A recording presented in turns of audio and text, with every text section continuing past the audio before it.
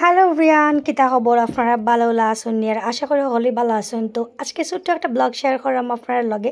এটা হচ্ছে পূজার শেষে, তো দশমীর পরের দিন আসলে তো হাজব্যান্ড বাচ্চা কাচ্চা লই আমরা একটা জায়গায় ঘুরতে আইছি। এটা আমরা বাসার কাছে আসলে আপনি যদি আপনার মন ভালো রাখতেছেন তাহলে প্রচুর জায়গা এবারে বেলা বেজে খুব বেশি টাকা পয়সা খরচ করা লাগতো তা না, একদম বাড়ির পাশে নদী পাহাড় মানে বন ওগুলোর মাঝে ঘুরে বেড়াই লাগবে, আপনার মন অনেক অনেক ভালো গেছে। তো নদীর দাঁড়িয়ে যে গ্রিল আছে ওটার কাছে একদম দাঁড়িয়ে রয়েছে। তো আমি একটু ট্রিপনার আমার এত ভালো লাগতেছে আর কি। আর অনেকদিন পর নদীর যে একটা ফিরের শব্দ, তারপরে হচ্ছে গিয়া বড় বড় নৌকা স্পিড বোট এগুলো দেখেছে। তো একদম বাসার কাছে বিকালবেলা হঠাৎ করে একটা প্ল্যান হয়েছে, যদি এর আগের দিন প্ল্যান আসলে যাইতাম কিন্তু বৃষ্টি লাগে আসলে বাড়াইতাম পারছি না।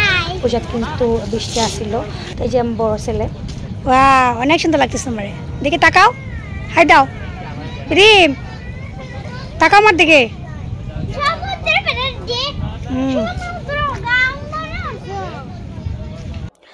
আর এই যে পিদিমের বাবা প্রাহিল, আর প্রাহিল তো মানে খুব বেশি এক্সাইটেড, দেখুন গ্রিলের সাইডে দাঁড়ায় রয়েছে।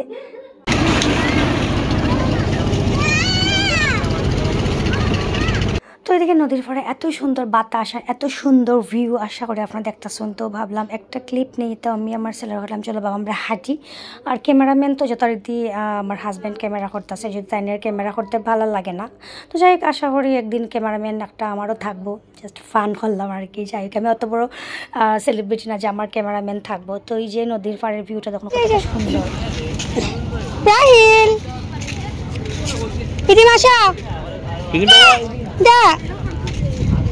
রাহিল, তাকাও তাকাও তাকাও তাকাও, এই যে এই যে এই যে এই যে রাহিল, এই যে এই যে এই যে এই দেখেন কি সুন্দর রিভার ভিউ। পিতিম যাও, তুমি যাও। তোমরা কি দেখতেছো দুই ভাই মিলে?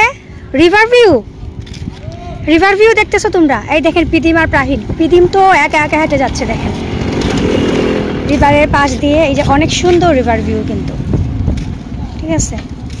তো এদিকে অলমোস্ট সন্ধ্যা হয়ে গেছে, তো ভাবলাম এখান থেকে যাই গিয়ে আরেকটা জায়গা আছে, তো এই জায়গাতে আমরা যাইমো। তো এই যে বাইকে উঠে গেছি, উঠি এখন আমরা সোজা আইসি আরেকটা জায়গা।